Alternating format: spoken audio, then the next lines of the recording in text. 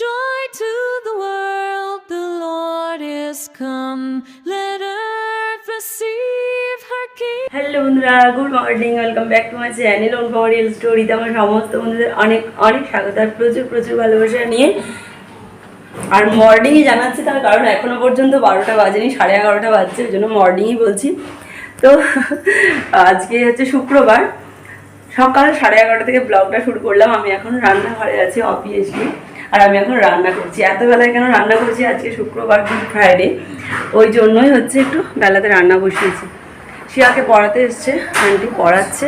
আর এই যে তিন্নি রানী এখন কি করছে, তিন্নি রানী ও বাবা শুয়ে শুয়ে আঁকা, হ্যাঁ ওকে আঁকতে দিয়েছি, ওদের স্কুলে পরীক্ষা হবে, এই যে ওদের আঁকা দিয়েছে। দেখো দেখি খাতাটা দাও, এ দেখো এইগুলো হচ্ছে ওর আঁকা, একটা বৃত্ত, একটা ত্রিভুজ আর একটা চৌক। ও বাবা স্কুলে আজকে কি ওটা বলো, ওটা কি বলো, বলো বলো, নতুন নতুন বলো। হ্যাঁ, কে দেখেছে, কে দেখেছে, ও আচ্ছা আচ্ছা আচ্ছা আচ্ছা, ও বাড়িতে ছেলে মেয়ে কে দেখেছে, কে দেখেছে। তো হচ্ছে এখন বসে আঁকছে, শিয়াকে পড়াচ্ছে, আমি রান্না করছি। রান্না বলতে দাঁড়াও তোমাদেরকে ব্যাক ক্যামেরা করে দেখাই। এই তো 11:30 বাজছে, আমি 11:15 রান্না বসিয়েছি। রান্না বলতে এই যে পালং শাকের তরকারি রান্না হয়েই এসছে, এবার এটা নামাবো, একটু থেঁতো করে নামাবো। আর এই জায়গাটা মাছ ভেজে রেখেছি, মাছ আর পটল আলু প্রেশার কুকারে এই যে সেদ্ধ করে নিয়েছি। তো মাছ পটল আলু দিয়ে ঝোল করব, পেঁয়াজ কাটা আছে, এখানে মশলা বাটা আছে, আর হাঁড়িতে দেখো ভাত হয়ে গেছে। তো এখান থেকে ব্লগটা শুরু করলাম, তোমরা আমার সঙ্গে থাকো, পুরো ব্লগটা কন্টিনিউ দেখতে থাকো, আশা করছি ভালো লাগবে। রান্নাটা করে নিয়ে আসছি, আবার প্রচণ্ড গরম লাগছে। স্নান করে রান্নাঘরে ঢোকা মানে রান্না করা আমার তো অভ্যাস নেই, স্নান করে রান্না করছি, মনে হচ্ছে ভীষণ কষ্ট হচ্ছে, ঘাম দিচ্ছে, মানে ফ্যানের হাওয়াতে বসতেও পারছি না। স্নান করলে এমনি একটু গরম লাগে, তারপর আবার স্নান করে রান্না করা, বাবারে ভীষণ কষ্টের কাজ। তো রান্নাটা শেষ করে নিয়ে আসছি। I still show up on time. Stay a minute, another minute. Hold on a second, I love this moment, yeah. Stay a minute, another minute. Hold on a second, I love this moment, yeah. Stay a minute, another minute. Hold on a second, I love this moment, yeah. I still show up on time. Stay a minute, another minute. Hold on a second. লাঠি হাতে নিয়ে তো ঠামিয়ে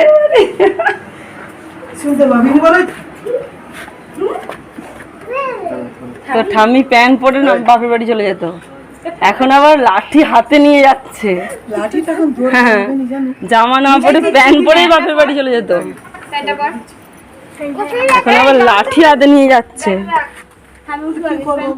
আমি মায়ের সাথে একটু ইয়ার্কি করছি, মা আজকে বাপের বাড়ি যাচ্ছে। আর দেখবে বুড়ো হোক বা ছোকরা হোক, যেই হোক না কেন, বাপের বাড়ি গেলে প্রত্যেক মেয়েদেরই কিন্তু আলাদা একটা আনন্দ হয়। তো মাও কিন্তু তার ব্যতিক্রম নয়, বয়স হয়েছে বলে কি সে আনন্দটা হবে না, হচ্ছে। তো আমি সেই জন্য মায়ের সাথে ইয়ার্কি করছি। আর বন্ধুরা, আমি বলছি না যে প্যান্ট পরে বাপের বাড়ি যেত, আর এখন দেখো বুড়ো হয়েছে, লাঠি হাতে করে নিয়ে বাপের বাড়ি যাচ্ছে। আমার শাশুড়িমা যখন বিয়ে হয়েছিল, আমার শাশুড়িমা গল্প বলে, তখন বয়স ছিল মাত্র 11 বছর। 11 বছর মানে বুঝতে পারছো, আমাদের শিয়ার থেকে হয়তো 1 বছরের বড়। তো এরকম বয়সে বিয়ে হয়েছিল। দেখো মা চলে গেল, এখানে দেখো শিয়া পড়ছে, সেটাও একটু দেখিয়ে দিলাম। আন্টি পড়াতে এসেছে, ওদের স্কুলেরই একটা আন্টি, তো 11টার সময় পড়াতে আসে। আর হ্যাঁ, যেটা বলছিলাম, মা যেটা বলেছিল গল্পটা, তো বিয়ে হয়েছিল 11 বছরে। তারপরে আমার পিস শাশুড়ি মানে মায়ের যে ননদ, তখনও ছোট ননদ কিন্তু জন্মায়নি, মানে আমার ছোটো পিস শাশুড়ি তখনও জন্মায়নি, তখনই আমার শ্বশুরমশাইয়ের বিয়ে হয়েছে। তো বড় ননদের সাথে, মানে আমার শাশুড়ির বড় ননদ মানে আমাদের পিস শাশুড়ির সাথে খেলা করতে করতে ক্যালামপাতি নিয়ে ঝগড়া হয়। তো একই বয়স ছিল তাদের, ঝগড়া হতে আমার শাশুড়ি মা কী করেছিল, যেরকম অবস্থায় খেলছিল সেরকম অবস্থাতে একটা মাঠ পেরোলেই তো আমার শাশুড়িমার বাপের বাড়ি। বুঝতে পারছো বন্ধুরা, ননদের সাথে খেলামবাতি নিয়ে ঝগড়া করে শ্বশুরবাড়িতে কাউকে কিছু বলতে হবে সেটাও তো জানতো না। 11 বছরের বাচ্চা মেয়ে, সে আর কি জানবে। সে ঝগড়া হয়েছে তো কি করেছে, যেরকম অবস্থা ছিল সেরকম অবস্থাতেই মাঠ পেরিয়ে ছুটে চলে গেছে একদম বাপের বাড়ি। বাপের বাড়ি গিয়ে মাকে বলছে, দেখো মা, আমাকে এরকম খেলামবাতি দেয়নি, ইত্যাদি ইত্যাদি। যেরকমভাবে মায়েদের কাছে আমরা অভিযোগ করি সেরকমভাবে শাশুড়িমা চলে গিয়েছিল একবার বাপের বাড়ি। তো সেই গল্পটা আমাদের কাছে করেছিল। আর সেই কারণে বন্ধুরা আমি মায়ের সাথে এই জন্য একটু ইয়ার্কি করছিলাম। আর সত্যি তখনকার যুগের দিনগুলো মনে হয় অনেকটা ভালোই ছিল, জানো তো। বাবা মার মতে কম বয়সে বিয়ে করতো, কিছু হোক না হোক ডিভোর্স জিনিসটা কিন্তু তখনকার যুগে একদমই ছিল না, যেটা এখন হামেশাই হতেই থাকে। যাই হোক, তোমাদের সাথে গল্প করতে করতে দেখো আমার পালং শাকের তরকারি রান্না তো হয়ে গেছে, এখানে পটল আলু মাছ দিয়ে ঝোল রান্নাটাও হয়ে গেল। আর এই ঝোলটা তোমার দাদাভাই খাওয়ার সময় কি বলছে জানো তো, বলছে একদম মাংসর ঝোলের মতোই খেতে হয়েছিল। মাংসর ঝোলের মতো খেতে হওয়ার একটাই কারণ, সেটা হচ্ছে মশলাটা একটু বেশি পড়ে গিয়েছিল। মানে মশলাটা আমি বেটেছিলাম যে 2 দিনের জন্য হবে এরকম, কিছুটা ফ্রিজে রেখে দেবো, কিন্তু অন্যমনস্ক হয়ে পুরো মশলাটাই ঝোলে দিয়ে দিয়েছি। আর ওই জন্যই ঝোলের টেস্টটা মাংসর ঝোলের মতোই খেতে হয়েছিল। আর দেখতে তো তোমরা দেখতেই পাচ্ছ কতটা লোভনীয় হয়েছে। যাই হোক, আমার ঝোল রান্না কমপ্লিট। আমি দেখো রান্নাটা নামিয়ে রেখে দিয়ে সোজা চলে এসেছি ফ্যানের কাছে। প্রচণ্ড গরম লাগছে। আমার তো সকালে ঘুম থেকে উঠে রান্না করা অভ্যাস, রান্না টান্না সমস্ত বাড়ির কাজকর্ম শেষ করে তারপর স্নান করি। তো স্নান করে ফ্যানের হাতে বসি, তিন্নিকে শিয়াকে নিয়ে পড়তে বসাই। কিন্তু যেদিনেই একটু উল্টোপাল্টা করি সেদিনে ভীষণ কষ্ট হয়। মানে স্নান করার পর রান্না করতে আমি একদমই পারি না, যেটা আমার অভ্যাসই নেই। তারপরে একদম দুপুরবেলা চলে এসেছি, শিয়াকে পড়িয়ে চলে গেল আন্টি। এখানে দেখো শিয়া তিন্নি দুজনকে খেতে দিয়েছি। আজকে রান্না করেছিলাম খেতে শাক ভাজা, পালং শাকের তরকারি আর পটল আলু মাছ দিয়ে ঝোল। তাছাড়াও দেখবে বন্ধুরা, টাটকা মাছ, মানে যেদিনে মাছটা আসবে সেদিনে সঙ্গে সঙ্গে যদি রান্না করা হয় না, সেই ঝোলের টেস্টটা সত্যি অন্যরকমই লাগে। হ্যালো বন্ধুরা, সেই দুপুরের পর বিকালের দিকে একটু রেডি হয়েছে, একটা চুড়িদার পরেছি। আমি একা না, শিয়া তিন্নি তোমার দাদাভাই সবাই মিলে একটা জায়গায় যাচ্ছি। চলো আমাদের সাথে, দেখতে পাবে কোথায় যাচ্ছি না যাচ্ছি, সঙ্গে থাকো। কারেন্ট নেই, আজকে হচ্ছে গুড ফ্রাইডে, সেই কারণে তোমার দাদাভাই আজকে অফিস ছুটি। তো সেই জন্যই ওই বললো যে চলো তোমাকে একটা জায়গায় নিয়ে যাব। অনেক দিন থেকে যাবো করছি, যাওয়াই হচ্ছে না। আর যেখানেই যায় এরকম 4 জনকে একসাথেই বেরোতে হয়, তার কারণ বাচ্চারা আমাকে একদমই ছাড়ে না। আর বিকালের পরিবেশটা দেখো এত সুন্দর লাগছে না, আমি তো এমনিতেই ফাঁকে বের হই না, তো বিকালে বেরিয়েছি, মনটা বেশ ভালো লাগছে। হ্যাঁ, তোমাদেরকে তো বলাই হলো না যে আমি কোথায় যাচ্ছি। আমি যাচ্ছি হেয়ার কাটিং করবো, তার সাথে মেয়েদের জন্য কিছু কেনাকাটা করবো। তো প্রথমে দেখো হেয়ার কাটিং করার জন্য পার্লারে চলে এসেছি। আর এই যে একটা দিদির পার্লারে এসেছি, এই দিদি না শুধুমাত্র আমার পার্লারে কাজ করার জন্য দিদি না, আমি যখন পার্লারে কাজ করেছি যেই পার্লারে, তখন এই দিদির সাথে কাজ করতাম। তো আমার থেকে বয়সে অনেকটাই বড়, কিন্তু প্রচুর ভালোবাসে আমাকে। আর আমি এই দিদির কাছেও অনেক কাজ শিখেছি, কারণ যার পার্লারে কাজ করতাম আমরা, সেই দিদি তো অনেকটাই মানে এক্সপার্ট, কিন্তু সবসময় তো সে সময় দিতে পারতো না।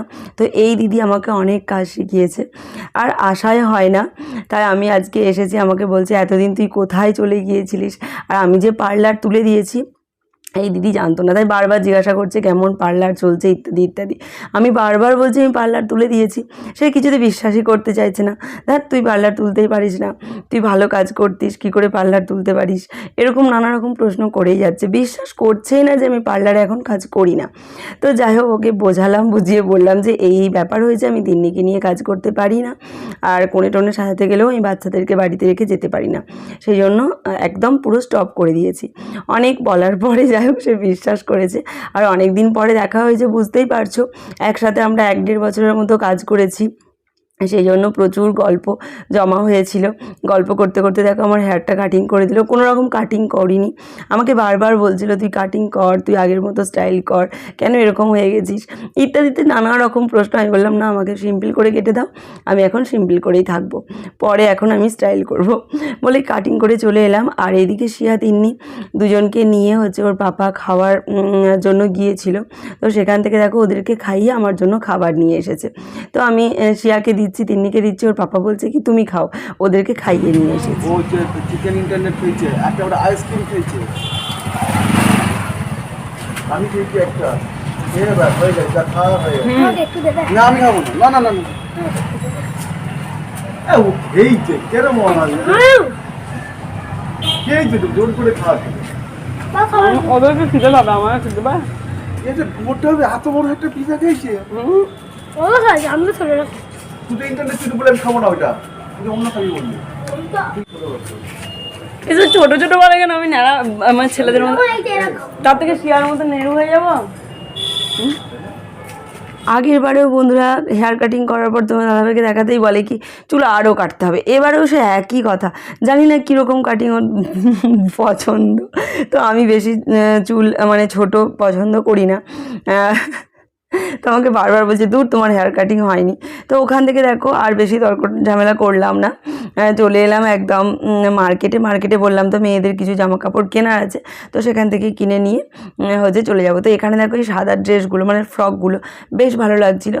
একই কালারের দুটো জামা নিয়েছি, শুধুমাত্র সাইজটা আলাদা, শিয়ার আর তিন্নির। বেশ ভালো লাগছিলো, একদম পিওর সুতি। তিন্নির ওই হলুদ জামাটা পছন্দ হচ্ছিলো কিন্তু নিলাম না, কারণ এক কালারের নিলাম বলে। আরও দুটো জামা নিয়েছি, সেগুলো বাড়িতে এসে দেখাবো। তারপর জুতোর দোকানে এলাম, শিয়া তিন্নি ওই জুতোটা নিয়েছে, একই কালার, সাইজটা শুধু আলাদা। শিয়ার কি হয়েছে জানি না, সবই বলছে এক কালার নেবো, সাইজটা শুধু আলাদা। আর এই যে আমার জন্য একটা গোল্ডেন একটা সিলভার, একই জুতো দুটো কালারের দেখছিলাম, তো সিলভার কালারটা পায়ে পরতে বেশ ভালো লাগছে। গোল্ডেন কালার তো এর আগে পরেছি, ওই জন্য সিলভার কালারটা নিলাম। আর এই যে জুতোগুলো ঢালা আছে দেখতে পাচ্ছ, এগুলো 100 টাকা করে, কিন্তু আমাকে কিনতে দেবে না। আমার বেশ ভালো লাগছিলো ঘর একটা পরার জন্য, কিনতে দেবে না। তারপরে মার্কেট থেকে আরও কেনাকাটা করে, সব তো আর ভিডিও শ্যুট করা যায় না, বেরিয়ে চলে এলাম অন্ধকারে। আর রাস্তাটা তেমনভাবে শেয়ার করতে পারলাম। বাড়িতে ঢোকার আগেই দেখো এই যে এখানে হচ্ছে চাঁচুরি হচ্ছে ক্ষেত্রপালের। তো এই চাঁচুরি হচ্ছে যেহেতু আজকে, ওই জন্য এখানে ঢুকলাম। এখানে ঠাকুরকে পুজো টুজো দেবো, মেলাও হবে, মেলাতেও একটু ঘোরা হবে। আর ওই যে সকালবেলা আমাদের শাশুড়ি মা বের হলো না বাপের বাড়ি যাওয়া বলে, তো এইটা হচ্ছে আমার শাশুড়ি মার বাপের বাড়ির দেশে এই পুজোটা। আর আজকে মামা শ্বশুরের বাড়ি যাব না, কিন্তু খবর ওরা ঠিক পেয়ে যাবে আমরা মন্দিরে এসেছি বলে। আর যাব না একটাই কারণ, হাতে দুটো ব্যাগ, দুটো বাচ্চা নিয়ে। তারপর হচ্ছে যেহেতু আমরা মামা শ্বশুরের বাড়ির উদ্দেশ্যে বেরোয়নি, ঘাটাল যাওয়ার উদ্দেশ্যে বেরিয়েছিলাম, কিন্তু এরকম অবস্থাতে আর যাব না, ওই জন্যই যাব না। আমি জানি শুনলে রাগ করবে, তো কিছু করার নেই। ওইখান থেকে দেখো একটু মেলাতে ঘুরলাম, আর অনেকটা রাত হয়ে গিয়েছিল বাড়ি ফিরতে। এখন মেলাতে ঘুরছি তখনই বাজছে 10টা 10-15 মতো। আমি সেই জন্য তোমার দাদাভাইকে বললাম যে দেখো এরপর বাড়ি গিয়ে রান্না করা আমার পক্ষে সম্ভব হবে না, তার থেকে ভালো কথা এই মেলাতেই কিছু খাবার কিনে নাও। তো খাবার পরে কিনে নাও। এখানে দেখো শিয়া হচ্ছে একটা বই কিনছিল, আঁকার বই। আর ওই যে মিষ্টির দোকানে দুটো মিষ্টি আমি কিনলাম, দেখতে বেশ ভালো লাগছিলো, খেতে কেমন হবে জানি না। শিয়া আর তিন্নির জন্য দুটো কিনলাম, কিন্তু তিন্নি তো একটুও খায়নি, শিয়া খেয়েছিল। তিন্নিরটা আমি খেলাম, বেশ নরম পাঁপড়ের মতো খেতে, কিন্তু মিষ্টি। তারপরে দেখো বললাম তো খাবার প্যাকিং করে নিয়ে চলে যাবো, এখানে খাবো না, সেই জন্য দুটো রোল আর 2 প্লেট চাউমিন নিয়ে নিয়েছি। এইগুলো বাড়িতে গিয়ে খাবো, আর তাহলে রান্নাটা করতে হবে না, রান্নার ঝামেলাও থাকবে না। বাড়ি ফিরতে ফিরতে আমাদের মোটামুটি 10:30টার মতো বেজে গিয়েছিল। যদিও এই মেলা থেকে আমাদের বাড়ির দূরত্ব মাত্র 10 মিনিট। বললামই তো আমার শাশুড়িমার বাপের বাড়ির পুজো এইটা। চাঁচুরি বলতে তোমরা কে কেমন জানো জানি না, চাঁচুরি মানে হচ্ছে রাত্রিবেলা ওই ঠাকুরের উদ্দেশ্যে প্রচুর প্রচুর বম পোড়ানো হয় ওই পুকুরের জলে।